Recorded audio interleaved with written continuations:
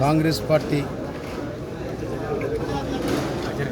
Supreme court ఏదైతే A B C D వర్గీకరణ అనుకూలంగా ఏబిసిడి వర్ణ చేసుకోవచ్చని రాష్ట్రాలకు సుప్రీంకోర్టు ఇచ్చిన ఆర్డర్ ఏదైతుందో అది అమలు చేయాలని చెప్పి మేము రాష్ట్ర ప్రభుత్వానికి విజ్ఞప్తి చేసినాం.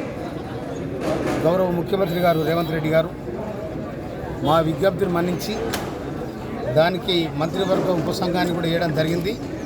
ఆ సంఘానికి గౌరవనీయులు ఉత్తమ్ కుమార్ రెడ్డి గారు చైర్మన్గా, సీతక్క, శ్రీధర్ బాబు, పొన్నం ప్రభాకర్ వీళ్ళందరూ కూడా ఆ కమిటీలో సభ్యులుగా ఉన్నారు. వారందరూ కూడా ఇది లేట్ అయిద్దని చెప్పి ఏకసభ్య కమిషన్ కూడా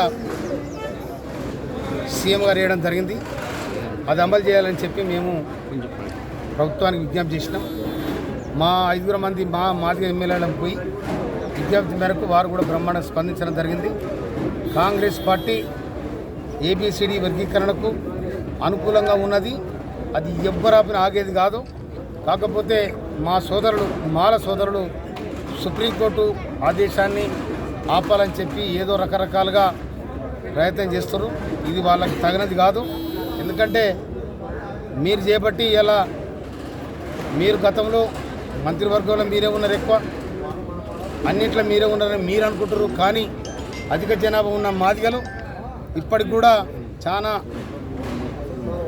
ఆలోచనలు పడ్డారు. కనుక మీరు అక్కడక్కడ మీటింగులు పెట్టి మీరు దీన్ని చిన్న భిన్నం చేయాలని ప్రయత్నం చేస్తూ ఉన్నారు. కానీ అది కాంగ్రెస్ పార్టీ అమలు చేసిందని కూడా ఈ సందర్భంగా చేస్తున్నారు.